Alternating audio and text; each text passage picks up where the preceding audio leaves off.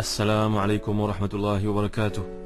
إن الحمد لله نحمده ونستعينه ونستغفره ونعوذ بالله من شرور أنفسنا ومن سيئات أعمالنا. من يهده الله فلا مضل له ومن يضلل فلا هادي له. وأشهد أن لا إله إلا الله وحده لا شريك له وأشهد أن محمدا عبده ورسوله. يا أيها الذين آمنوا اتقوا الله حق تقاته ولا تموتن إلا وأنتم مسلمون.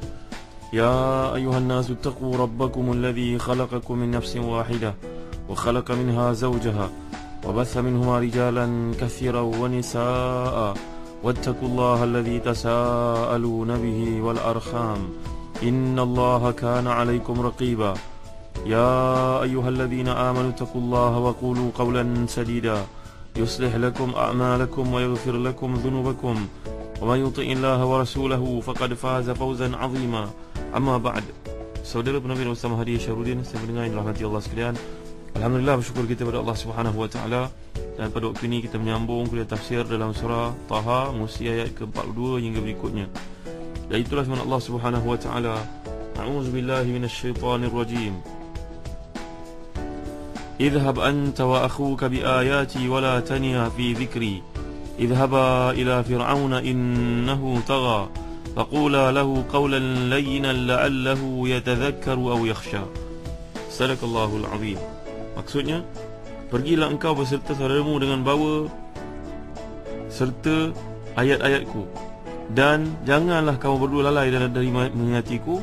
Pergilah kamu berdua kepada Fir'aun, sungguhnya dia telah melampaui batas.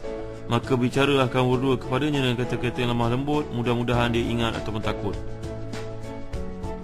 Tuan-tuan dan hati dan dikasihi Allah sekalian, dalam ayat yang sedang kita bincangkan ini masih lagi berkaitan dengan kisah Nabi Musa, khususnya menghuraikan tugasan tanggungjawab Nabi Musa dan Harun AS kepada Fir'aun dan Bani Israel, serta huraian berkaitan dengan pelaksanaan tanggungjawab tersebut. Jadi setelah akhir ayat dalam penggal yang lalu menceritakan bahawa Nabi Musa lapian Allah SWT yang tugaskan menjadi Nabi dan Rasul, kini Allah merintahkan baginda, wahai Musa, pergi ke laut engkau bersama dengan Harun, dan kau mohonkan untuk menjadi pebantu itu dengan bawa ayat-ayatku, iaitu mukjizat-mukjizat yang telah engkau saksikan sendiri, sama ada yang berupa tongkat itu ataupun tanganmu yang putih bercahaya, dan bukti-bukti yang lain. Pegang teguhlah kamu kepada ketetapanku, kepada segala yang aku perintahkan kepadamu. Janganlah kamu lalai, jangan kamu jemu, jangan kamu lemah diri, jangan terlena daripada mengingatiku. Pergilah kamu berdua kepada Fir'aun, penguasa yang sangat zalim itu, dengan membekalkan mukjizat-mukjizat yang telah aku anugerahkan kepadamu, kerana sungguhnya Fir'aun itu telah pun melampaui batas. Tuan-tuan, perempuan, muslim-muslimat yang dirahmati dan dikasihi Allah sekalian, dahulu ketika kita membincangkan surah Syu'ara, surah Al-A'raf, ada sedikit sebanyak kita menyentuh tentang perjuangan Nabi Musa ni, yang dibawakan Allah Subhanahu wa taala dalam berbagai-bagai bentuk. Saya pendengar yang dirahmati dan dikasihi Allah sekalian, jadi nampaknya Allah Subhanahu wa taala menyuruh Nabi Musa dan juga Nabi Harun untuk pergi bertemu dengan Fir'aun.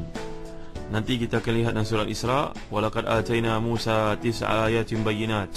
Kami telah berikan kepada Nabi Musa ni 9 mukjizat yang cukup jelas.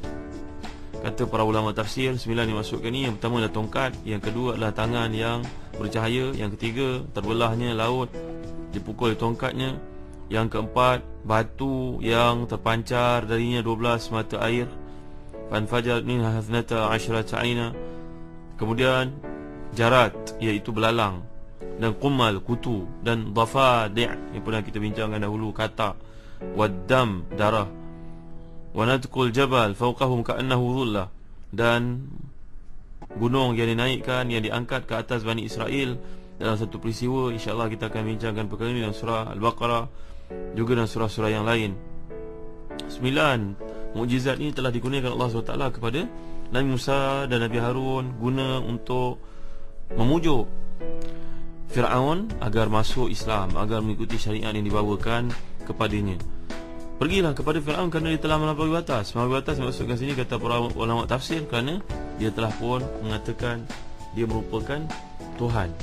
Nanti ada peluang kita lihat surah Zukhruf. bila Fir'aun ni telah pun berkata, wa nada fir'aunu fi qaumi qala ya qaumi alaysa li mulku misr wa hadhihi al-anharu tajri min tahti afala tubsirun am ana khairu min hadha alladhi huwa mahinun wa la yakadu yubin falawla ulqiya alayhi asiratu min dhahabin aw jaa ma'ahu al-malaikatu muqtarinin. Fir'aun ni berkata dengan sombong dan angkuhnya, lihat bagaimana aku ni lebih berkuasa daripadanya. Lihat di bawah aku ada sungai ini mengalir. Dia ni ada apa?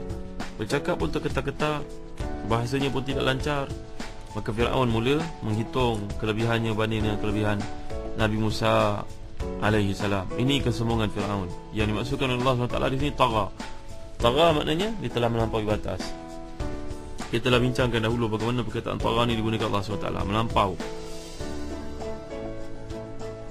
Kalimah ni terletak dalam satu rumpun dengan kalimah lain ni biasanya dipakai menunjukkan sikap bermaharajalela, sombong bermaharajalela, melampau-lampau. Seorang raja yang bertindak zalim kepada rakyatnya dinamakan sebagai taghiyah. Dan satu yang dipuja oleh manusia sehingga melupakan tanggungjawab mereka terhadap Allah SWT dipanggil taghut. Pernah kita bincangkan dahulu. Tuan-tuan lihat dalam kitab-kitab berkaitan dengan fiqhul lughah. Contohnya dalam kamus-kamus yang ada seperti Al-Farid, seperti Al-Aziz, tuan-tuan akan lihat kedua kamus ini menerangkan perkataan tagha, ya tagha, taghut, apa yang dimaksudkan di situ.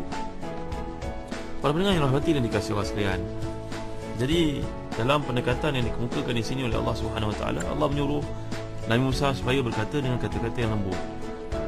Faqula lahu qawlan layyinan la'allahu yatadhakkaru aw yakhsha. Katakanlah kepadanya dengan kata-kata yang lemah lembut supaya dia ingat akan kebesaran Allah SWT dan kelemahannya sebagai makhluk, atau paling tidak pun dia akan terus merasa takut dan sedar dari sifat sombong bongkaknya sebelum itu. Yakhsha ni tuan-tuan yang dimuliakan Allah sekalian, perkataan yakhsha kalau kita perhatikan dalam kamus-kamus dari perkataan khasyah. Khasyah bermaksud rasa takut yang disertai dengan rasa, dengan perasaan, dikuasai dengan perasaan rasakan keagungan yang ditakuti itu. Jadi khasyah ni maknanya ketakutan yang disertai dengan rasa keagungan. Sebagai contohnya dalam ayat Allah Subhanahu Wa Taala, Allah gambarkan dalam surah Fatir ayat ke-28, innama yakhshallaha min ibadihi al-ulama. Sungguhnya hanya yang takut kepada Allah SWT adalah para ulama, adalah hamba-hambanya yang memiliki ilmu pengetahuan. Kata Imam Ghazali, al-ulama dimaksudkan di sini iaitu dalam al-ulum ad-diniyah, dalam ulum syariah, dalam ilmu pengetahuan berkaitan dengan agama. Dan surah Qaf Allah menyatakan man khasyiyar rahmana bil ghaib, man khasyiyar rahmana bil ghaib. Itulah sebabnya para ulama-ulama mengatakan maksud khasyiyah berbeza dari khauf. Khasyiyah ni ketakutan yang disertai dengan rasa agungnya Allah Subhanahu Wa Taala. Dulu dalam surah Al-Kahfi kita pernah bincangkan kisah Nabi Khidir telah membunuh seorang anak kecil. Lalu ditanya oleh Nabi Musa, kenapa melakukan demikian? Jawapan Nabi Khidir, fakhshina ayurhiqahuma, fakhshina ayurhiqahuma.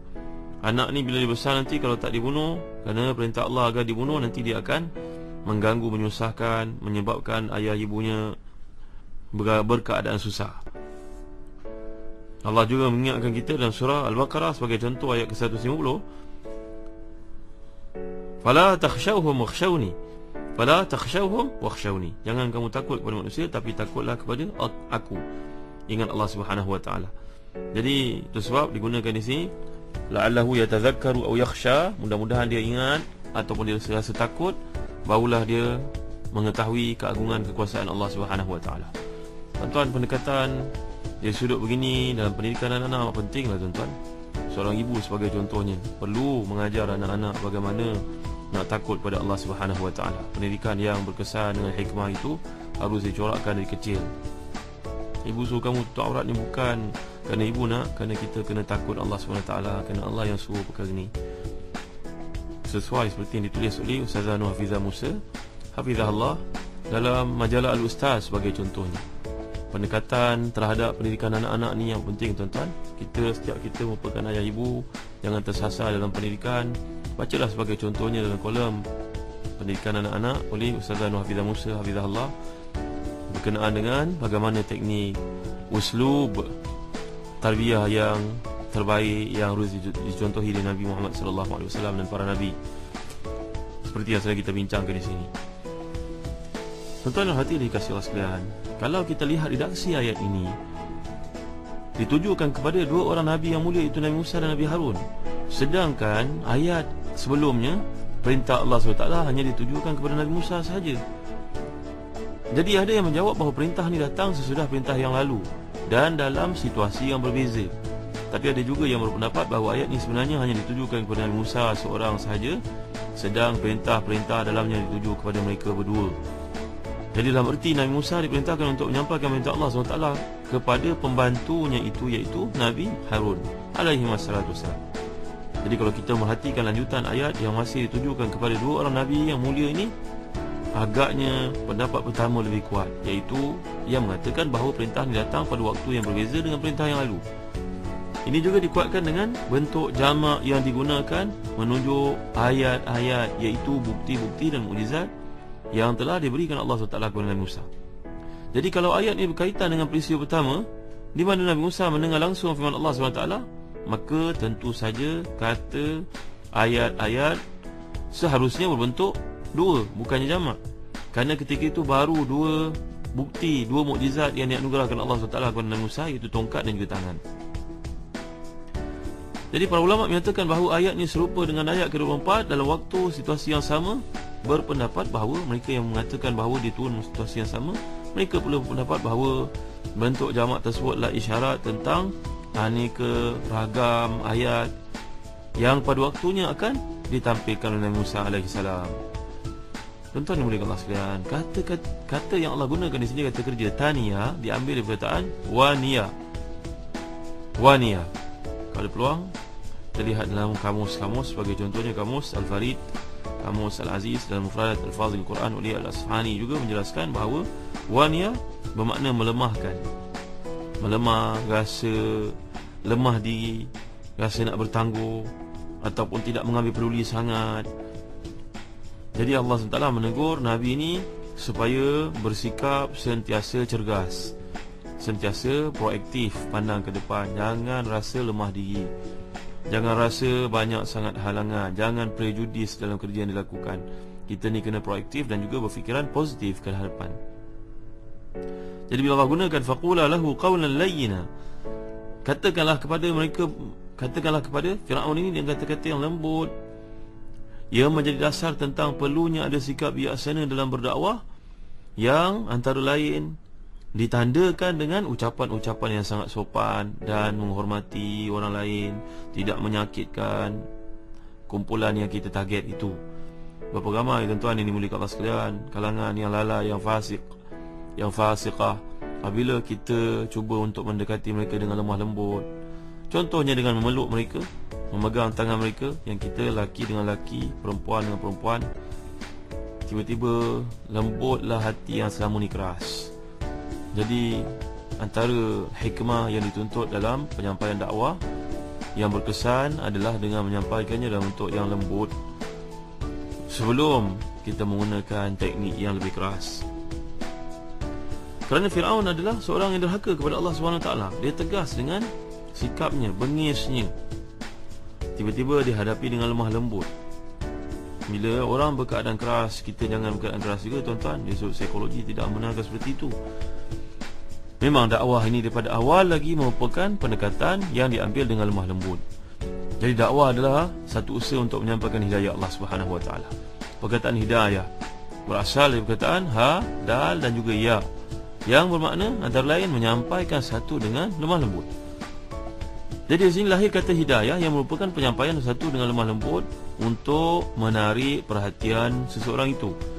Ini tentu saja bukan bererti bahawa para pendakwah tidak boleh melakukan kritik, tidak boleh bertegas.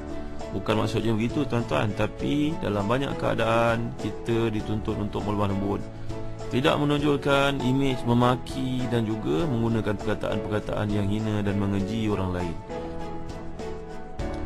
Tuan-tuan rahmati dan dikasihi Allah sekalian, dulu kita pernah bincang dengan surah Nazi'at. Allah SWT mengingatkan Nabi Musa, faqul hal laka ila an tazakka wa ahdiyaka ila rabbika fatakhsha.